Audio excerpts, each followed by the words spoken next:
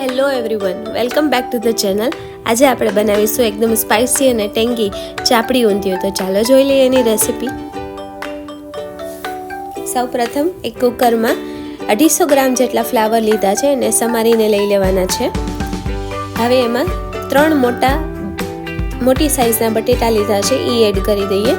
250 ગ્રામ જેટલી ગુવાર લીધી છે, ઝીણી સમારી લેવાની છે, એ એડ કરી દઈએ. અને 3 નાના રીંગણા એડ કરી દેવાના છે. એમાં જોઈતું પૂરતું પાણી, 2 તજના ટુકડા અને 3 લવિંગ નાખી બાફવા મૂકી દેશું મીઠું સાથે. તમે જોઈ શકો છો આ બફાઈ ગયું છે. હવે એને મેશ કરી લેશું પ્રોપરલી. એકદમ એક રસ થાય ત્યાં સુધી મેશ કરી લેવાનું છે. આ રીતે કન્સિસ્ટન્સી હોવી જોઈએ. હવે એક પેનમાં આપણે 3 મોટી ચમચી તેલ નાખશું. એમાં નાનો તજનો ટુકડો અને 3 લાલ સૂકા મરચાં અને ડુંગળી નાખી સોતળવા દેશું. આ તમે જોઈ શકો છો આ રીતે પિંક થવા દેવાની છે. હવે એમાં આપણે ટમેટા એડ કરી દઈએ. એને પ્રોપરલી કૂક થવા દેશું.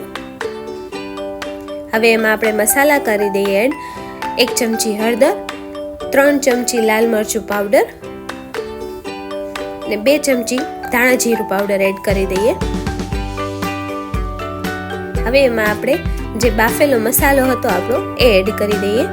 પ્રોપરલી મિક્સ દઈ અને જોઈતું પૂરતું પાણી એડ કરી આને ઉકળવા દેશું. એમાં 1 ચમચી જેટલું લસણની ચટણી નાખેલી છે અને મીઠું જોઈતું પૂરતું એડ કરી દઈએ. 1 થી 1.5 ચમચી જેટલું ગરમ મસાલો પાવડર એડ કરશું અને અડધું લીંબુ એડ કરવાનું છે. હવે આપણે ચાપડી પ્રિપેર કરી લઈએ. એક બાઉલમાં એક નાના બાઉલ જેટલો ઘઉંનો જાડો લોટ લીધો છે અને 1 કપ જેટલું રવો લીધો છે. 1 ચમચી અજમો ક્રશ કરી નાખી દઈએ. 1 ચમચી તલ છે એ નાખી દેશું. 1 ચમચી વરિયાળી નાખી છે.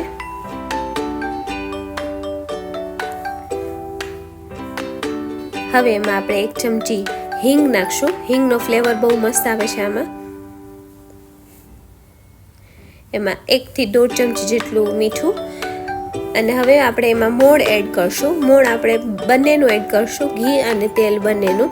3 ચમચી ઘી નાખ્યું છે અને 2 મોટી ચમચી તેલ નાખ્યું છે.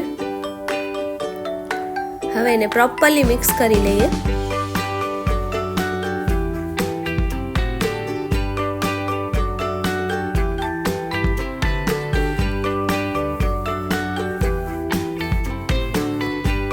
આ રીતે ગઠ્ઠો વળે ઇટ મીન્સ કે મોણ પ્રોપરલી છે. હવે આપણે એને ચાપડીનો લોટ બાંધી લઈએ.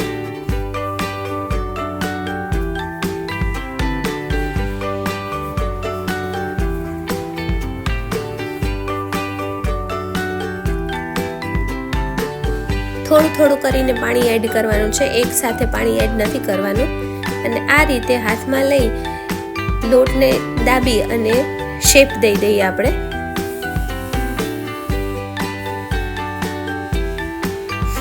આ રીતે તમે જોઈ શકો છો આટલી થિકનેસ રાખવાની છે અને આ રીતે ચાપડી આપણી તૈયાર કરવાની છે. આપણે આ રીતે આપણી બધી ચાપડી તૈયાર કરી લઈએ.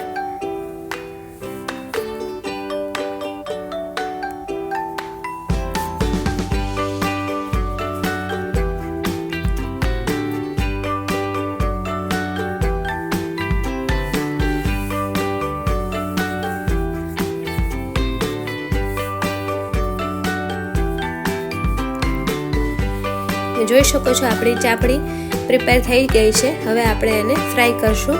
ડીપ ફ્રાય કરવાની છે.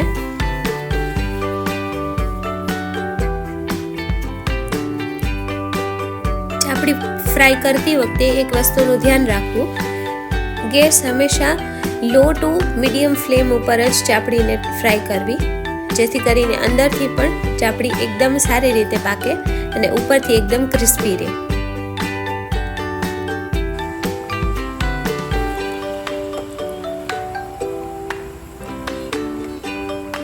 જોઈ શકો છો એકદમ ચાપડી આપણી ઉપરથી ક્રિસ્પી અને અંદરથી નરમ પ્રિપેર થઈ ગઈ છે. હવે આપણે એને કાઢી લઈએ. હવે આપણે ઊંધિયું ઉકળી ગયું હશે એને મિક્સ કરી લઈએ ફરી એકવાર. હવે એમાં ગાર્નિશિંગ માટે કોથમરી એડ કરશું.